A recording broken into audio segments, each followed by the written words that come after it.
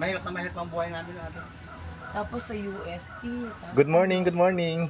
Mahirap na mahirap ang buhay Sa namin. kasalukuyan ay ini-interview natin si Kuya Larry na ito pa lang si Kuya Larry maraming napag-aral ng kanyang mga kapatid, mga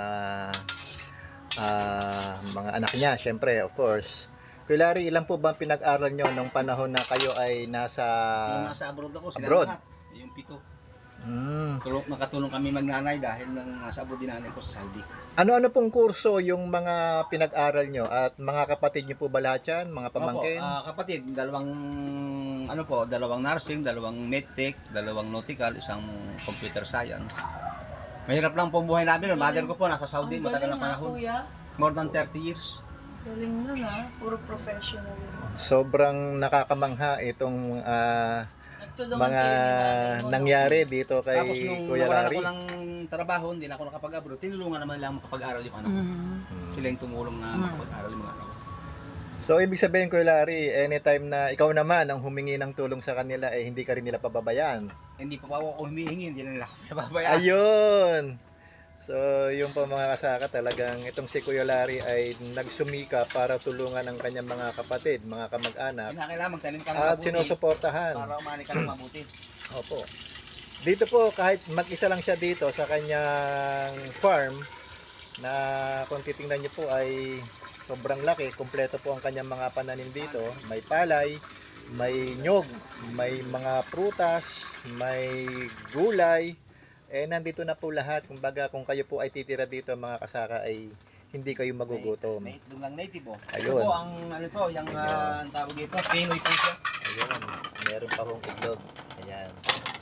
Ito naman po yung kanyang tilapia. Ayun tayo hituan, fish pan. Ayan. Kompleto po, may fish pan po rito si Kuyang Larry. Mamaya papakita po natin sa vlog niya. At ito naman po yung kanyang pinrepare sa amin na gata. Adobo sa gata. Adobo sa gata. Lalagyan po natin ng tuition para mag-iba.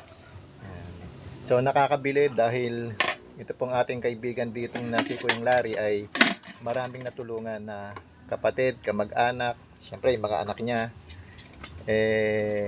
Yun po mga kasaka. Napakaganda po ng kanyang farm dito at marami pong mga pwedeng makita.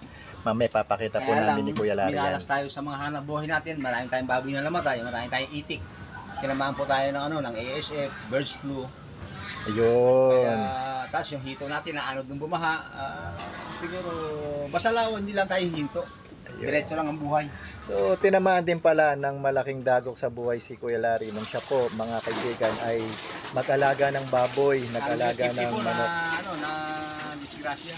150. Kaya back to zero tayo. Another pagsisikap na naman. Basta habang umiikot yung buhay, tuloy-tuloy. Opo. Ang maganda naman po dito mga kasaka, si Kuya Larry ay hindi humihinto. Ibig sabihin, ano man ang mangyari sa kanyang mga alaga at siya ay nalugi, di sa sipag naman po niya ay tuloy-tuloy po ang kanyang Pag huminto po tayo, pagsisikap. wala pong pag-asa. Wala yung darating. Yun po, good morning mga kasaka. Napakaganda po ng ating kwento dito kay Kuya Larry dahil siya po ay nagsimula sa isang mahirap na buhay, nagsumikap, nag-abroad, maraming tinulungan, ngayon may sariling farm. Ano man ang mangyari dito sa kanya dito, tulad ng kanyang pag-aalaga ng baboy na nalugi, pero ngayon dire-diretso po ang kanyang ginagawa upang umahon at magpatuloy ang kanyang negosyo. Dinaanan tayo ng malaking kalamidad kuya dito nung 2018 nung dumaan yung malaking habagat na wash out po to, totally wash out. Ang bukid na wash out po, malaking ginastos. Ang halamanan po wash out lahat yan. Fish pan wash out po yan. Kasi unti-unting bumangon para makabangon ulit sa hanap buhay. Tinamaan naman ng ng Ayun. kalamidad ulit itong habagat nitong 2024 yata to. Kung last year lang. Last year. Ito, Ang maganda taon na to, naman taon po na to, kuya. dito mga kasaka si Kuya Larry ay nagbablog ngayon. Pinapakita niya kung paano siya magtanim sa organic way. Yan, may i-follow niyo po yung kanyang page, yung kanyang TikTok na kung saan ipapakita sa inyo kung paano yung proper way ng pagtatanim using organic fertilizer, organic na pamamaraan. At yung mga technology, yung paggawa ng kanyang iba't ibang klaseng, meron gumagawa po siya rito ng mga iba't Concoction, ibang klaseng organic. Concoction kuya. Ayun. Mga fish amino acid, fermented plant juice, fermented fruit juice. Natulungan po tayo ng ETI kuya. Opo. Na nakapag-aral kaya hindi diretso dahil kasi nung maganda sa isang magsasaka, kung ano yung maganda, siya mong gawin. Huwag yung pangit siya mo pa rin pagkapatuloy. Ayun. Ini-encourage ko po kayo mga kasaka na mapasyalan nyo po ito, makita nyo yung kanyang munting farm dito. Mabibigyan po kayo ng inspiration kung paano magtanim, umani ng maganda using organic fertilizer, using organic way, o ang tinatawag ng mga makabagong teknolohiya pagdating sa pagtatanim. Again, maraming salamat Kuya Larry, at mamaya mag-vlog ulit tayo. Follow nyo po ang vlog ni Kuya Kasaka Larry. Organic. Ano pong pangalan ng ng vlog nito? Larry Valencia Mico, Kasaka Organic Farm. Okay. So may Facebook page po kayo at saka Meron TikTok. Meron po. Okay. Sa Facebook. I-like and follow, i-share po natin ang vlog ni Kuya Larry at marami po kayong matututunan.